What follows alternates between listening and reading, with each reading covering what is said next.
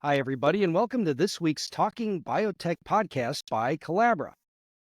Now, anybody that knows me knows that one of my real pet peeves is food waste, and nothing breaks my heart more than seeing perfectly good food thrown away, especially because of a minor cosmetic problem. And I'm the guy in the grocery store who's searching for the orphan fruit, that piece of fruit or vegetable that's damaged with a little bit of a blemish, maybe something sitting off to the side, like those solo bananas that get separated from the bunch. I always find those and I take those home. And I have to because I'm married to a farmer and I know what it takes to grow a piece of fruit or a vegetable. I just know, it's a lot of work and a lot of inputs to get that product.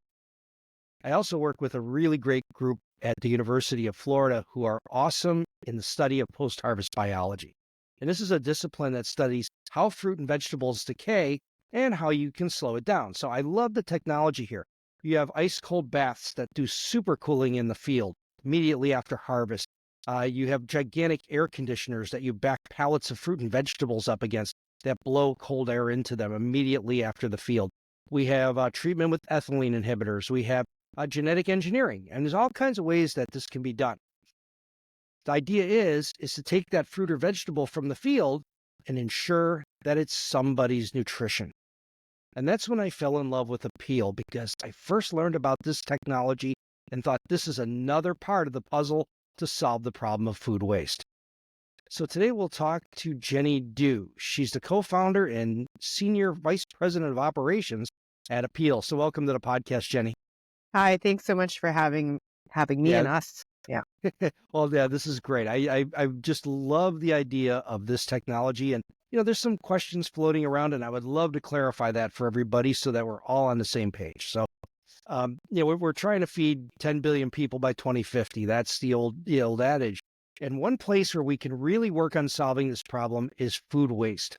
So how big is this problem, and how different is it in the industrialized and developing world? So food waste is actually a huge issue. We throw away about, the estimates are a third of the food that we produce. So a third of that never makes it to have a chance to be eaten. When we look at fresh fruit and vegetables as an even higher perishable category, the waste rates can be on the order of 40 to 50%. So very, very meaningful numbers. I want to touch briefly on, and I'll come back to your question around the industrialized versus developing world and how these issues show up differently in those different contexts. But I don't think that folks also realize that food waste itself, beyond the inputs that were required to produce that food, the emissions then that are there along the way, that food waste in landfill, for example, is also a major contributor to greenhouse gas emissions. So 8% of greenhouse gas emissions can be attributed to food waste. And so if food waste was a country, it actually would be the third highest emitter of greenhouse gas emissions. So you've got this issue with regards to being able to actually feed people, getting food, from production all the way into really like to people's tummies. Perishability of these produce categories, then the issue of the emissions from the waste that's in landfill. And for us, I think in the industrialized world, we have the benefit of refrigeration, just like you talked about at the opening there. The ability to have the infrastructure to really maintain this cold chain. It's such a big part from a post-harvest perspective of being able to get food to end consumers.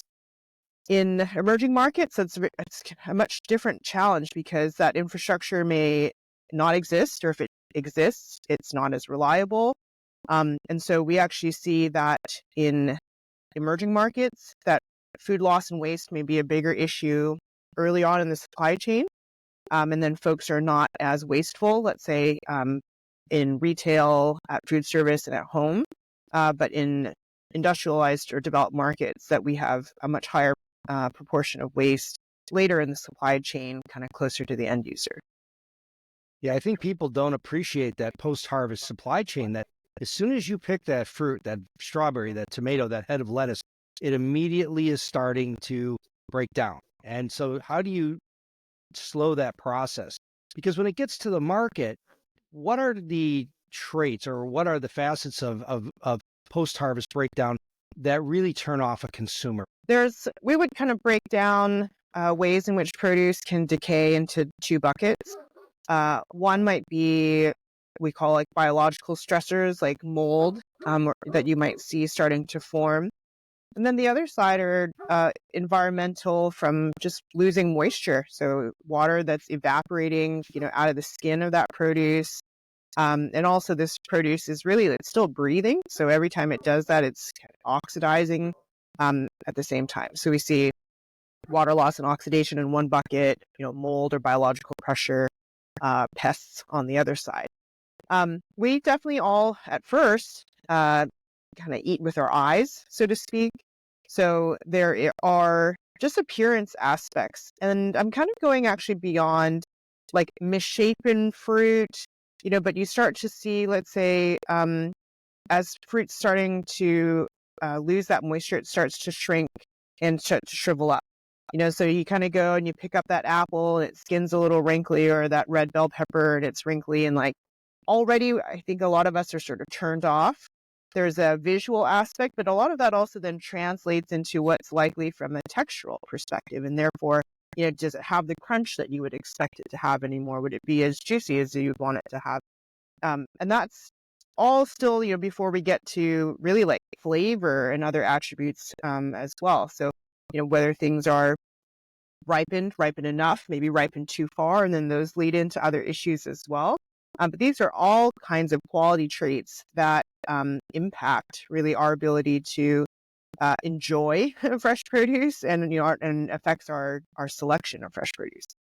Yeah, it's very true. I know that so many people who, if it just starts to even turn a little funny color, or the banana gets a little brown, or that's when it's in its prime in my book. But there's so many people that just automatically turn off to it, and it's such a shame because it still took the same energy to make it, to Mm-hmm. fertilize, to get someone to harvest it, to plant it, to fumigate the soil. And here in Florida, all the things you have to do in order to get that fruit grown, drive it across the country, have people handle it. There's so many touch points, and all of this has a cost. And that that there's so much invested in that final item at the grocery store. So the big trick here is to make that thing last longer. And so how does Apeel play into that? Yeah. So our products, especially the first in our family, this Edipeel and Organopeel family, um, what we're looking to do is address that water loss and oxidation issue.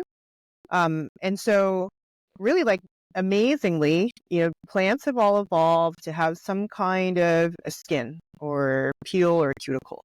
It is what helps them as much as our skin helps us do exactly that: retain moisture, reduce oxidation.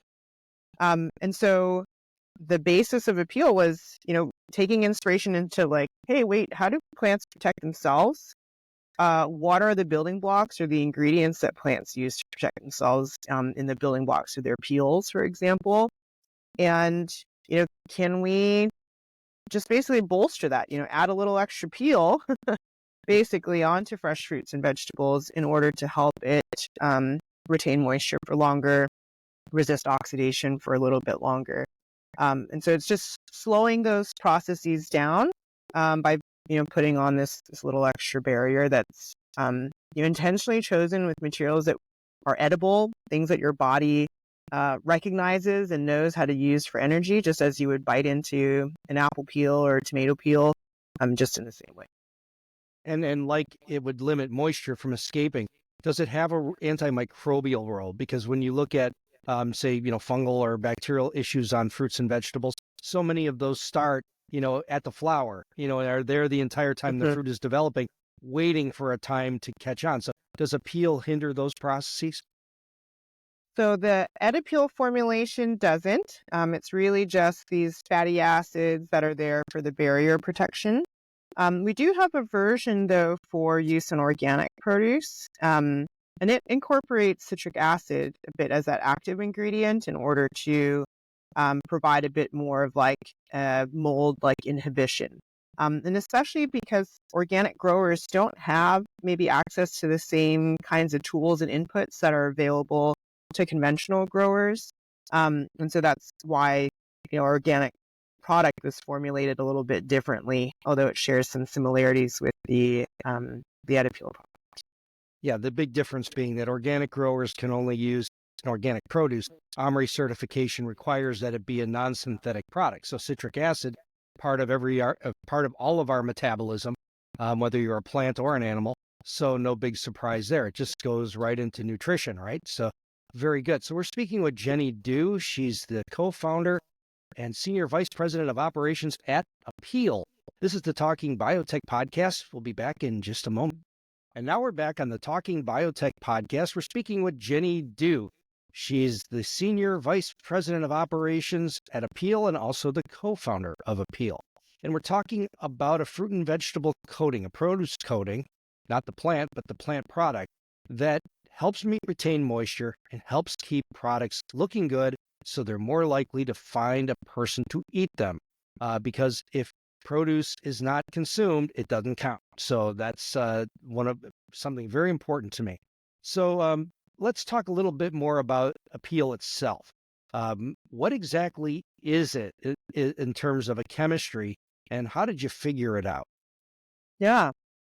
So when we look at what peels themselves are made of fruits and vegetables, you find fatty acids connected to glycerol. So that is exactly what our ingredients are, these glycerides, monoglycerides. We use plant-derived sources in order to formulate our products, in order to basically apply this second skin. And fatty acids connected to glycerol, these are the things we think about as fats, as lipids. And plants have fats just like animals have fats, and they play an important role in metabolism and, in the case of plants, structure of that cuticle or that plant skin. Yeah. Both of them have an epidermis, by the way. That's right.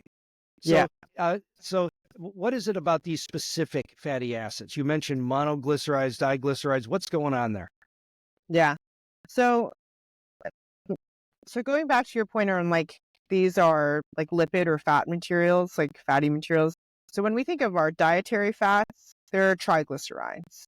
And when our body actually has to digest them, we metabolize them into diglycerides, monoglycerides. So it is a connection between a single fatty acid chain and glycerol, and it's how our bodies really actually break fats down to use them for energy and for building blocks of our cells.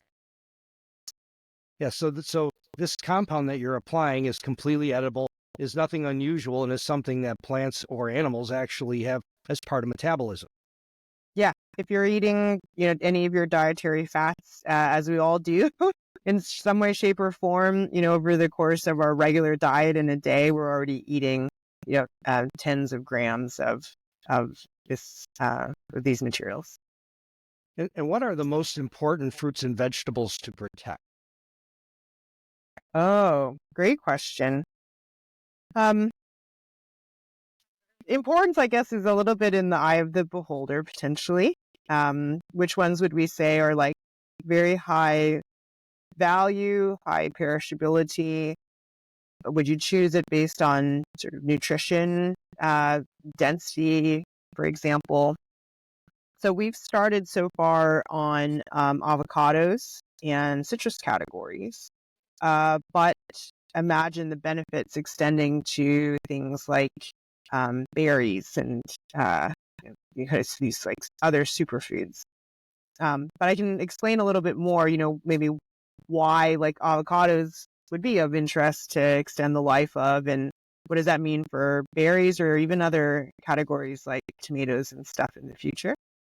Yeah, sure. I think that's great because avocados, we know, are good inside this finite little window when it's got a Goldilocks zone that it's not quite there, and then it's perfect, and then the next day it's not. So how are these particularly applicable to avocados? Yeah. The problem you outlined is exactly that. We've got a great source here of healthy fats. So very nutrient rich, very nutrient dense. But it's true. It's like and they're expensive. Like you bring them home and you've got this, it's like, it's been a meme now. It's so popular, right? You're waiting, not yet, not yet, not yet, ready on, it sort of falls off a cliff. And so there's a very finite window that if you're not really able to use the avocado, then it's gone to waste. And so back to then, the expense and whatnot. So imagine you've got a perfect window for slicing it for avocado toast, just enough to sort of hold its structure, but still has that creaminess that you want and expect out of an avocado. Um, Something that might on a normal avocado just give you like a day and a half of a window.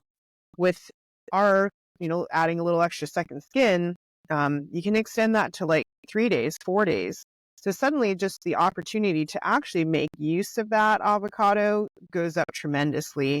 The flexibility from just time save, meal planning, the ability to actually even go into the store and confidently purchase an avocado that is ready to eat now, and that you could bring it home and you don't have to be in this panic to use it immediately, but you could actually have it for a few days and still get a chance to use it. So there's quite a bit of an impact from a purchasing experience, being able to go and get avocados that are very like reliable from that ripeness perspective, bring them home, have the confidence to use them, know that you could cut it up and not have, some other defects and whatnot inside that, again, that would cause you to throw this, very expensive piece of fruit away. That's very, no, that's really great because how much of a difference does it really make? Are we talking about, add another week to it, or is it really just kind of doubling its normal shelf life? Yeah, in this case, like a few extra days of that peak ripe time, is a form of doubling that shelf life. And so doubling is, it's really like, again, it's relative to that working life of a piece of produce, and it's so different for different categories. Yeah, each one is very distinct, and not just in the way it decays, but the time it takes to decay and how it breaks down inside. And I mean, I've seen all the seminars, but cucumbers are different than bananas by far. Mm-hmm. So, but I Mm-hmm. get the idea. If you can limit oxygen and you can limit water loss, those are two major determinants of how something breaks down. Love it. Yeah. Now, it seems to me that the biggest applications for this, that you must have like contracts like crazy with military or maybe with organizations that serve the developing world. It seems like those would be two awesome ways to use this. Yeah. It's that's was our aspiration right from the beginning. Was inspiration actually to serve especially emerging markets where, as we said earlier, the cold chain infrastructure and post-harvest tools were a fair bit more limited. And then also then seeing that in the developed markets, that post-harvest technology really hadn't advanced, too much compared to what we sort of see in the pre-harvest side. Um, the What I think is most interesting is that we've had to spend more time figuring out how to deploy our technology for that context. So if you are infrastructure limited, or maybe there is, you've got to sort of make it fit a different kind of economic like framework, to make this technology affordable in some of those markets. That's really been a lot of what we've been trying to focus on. So kind of version one of the technology, but then trying to simplify, its application into the supply chain and how we work with customers in order to really make it more suitable for more contexts. And where in the supply chain is it applied? Yeah. So after produce is harvested, often it gets sent to a centralized facility that's like an aggregation site. They're called packing houses. And that's where produce is sorted, for example, based on size, color, maybe some surface defects. And so there's already a fair bit of infrastructure that's in place inside of these packing houses in order to sort produce in this way. And that's how it gets sent to a final customer, like maybe a retailer or food service. It's also why when you go to the grocery store, everything's so uniform, is because literally it was sorted into a pile that of units that looked, very similar in size and color to each other. So in that packing house, there's already a process that's in place often for washing that produce or potentially applying waxes or some other edible coating that have been around for a long time. And so the appeal process swaps out basically at that location where a traditional wax may have been applied.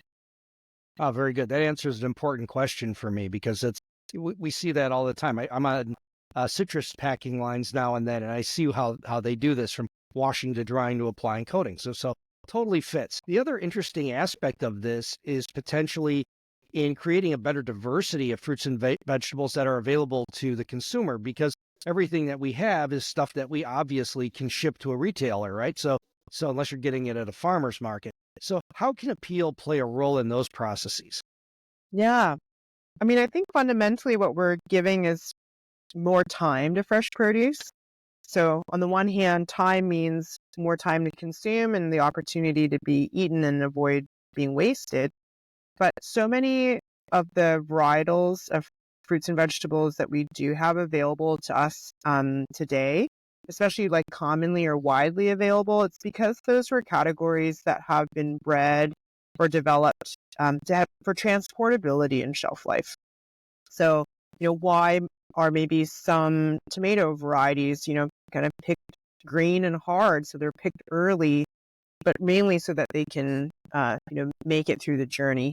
Or are there other ones that with a wonderful, taste profile or nutrition or different nutrition profile, but, don't sort of make it out of a selection process because they don't have the transportability to sort of fit into the supply chain. So in this case, there's an opportunity to use our Apeel protection in order to solve for that shelf life, piece, but you get to retain all of the wonderful qualities, inherent to that variety to begin with. And we'd love to see that a wider array of kinds of fresh produce could be more available, but it takes a lot of the pressure off of folks from, man, I've got to pick it the night before. Do I have the labor to sort of, pick it at the time I need it and, get it to market, the next sort of 1 or 2 days. Otherwise, I've really lost the crop, so to speak.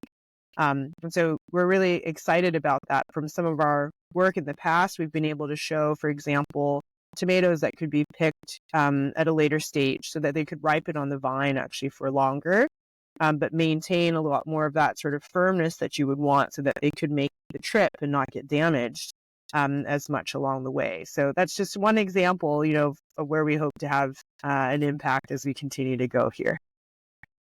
Now, here's the $1 million question that when you read online and in getting ready for today, you can't help but wander down some funny roads. And let's talk about Bill Sure. Gates. I read online that Bill Gates owns Apeel and that he uses it to deliver clandestine poisons to kill people with fruits and vegetables. So, what's the real story on the Gates role in Apeel? Yeah. Thanks for the opportunity to address this. It's pretty wacky stuff. So, going back to us taking inspiration very early on and with our purpose, wanting to deploy a post-harvest technology to serve supply chains that really were challenged. And so our first funding came as a grant funding. So there is no ownership or equity exchange. It came from the Bill and Melinda Gates Foundation. We had applied to a grant. The grant was actually around the topic of reducing post-harvest loss and waste in sub-Saharan Africa. And so that was, we had a first grant, and then with success in the results that we showed in the first grant, won a second grant. And so that's the full extent of the affiliation to anything that is Gates related. And we are just one of many organizations, public, private, nonprofit or other, that receives funding from the Bill and Melinda Gates Foundation every year, year over year for decades now. And it was this, early demonstration grant to address post-harvest loss and waste in sub-Saharan Africa. All right. And how many $1 billion was it? It was like on the order of, let's say, like 1 million, and change in total. So Yeah, which sounds like yeah, a lot until you're in business paying salaries and yeah, running research. $1 million goes pretty quick. So I yeah. totally get that. And I, just maybe I can tip it in with, Bill and Melinda Gates, a huge part of their foundation, which he doesn't, his name is on it. I don't know that he's making any decisions. He's got good folks in place to do that who are experts in dealing with developing world food security. And one of their big things was food security in the developing world. Part of that equation is improved varieties and improved management practices. But the other half, like we talked about, is what happens after it's picked. And so post-harvest biology is a big part of that catalog. And so, fits perfectly fine. Makes sense to me. Those are going to be more attractive points. No, I absolutely love it. Thank you so much. So, Jenny Dew, who is the co-founder and senior vice president of operations at Apeel. Thank you for joining me. Thanks for the time. And then I'll wrap it up here. And for all of those listening, thank you for listening to another episode of Talking Biotech. It's not biotechnology necessarily, it's surface coating technology. But in this case, yeah, applied to fruits and vegetables. But the goal's the same. How do we use technology to have more sustainable food security? And not just here in the industrialized world, but also in the developing world. If you can make it last longer and not spoil or not go to waste, keep it really attractive, it makes a better impact for those who are able to consume it. This is the Talking Biotech podcast, and we'll talk to you again next week.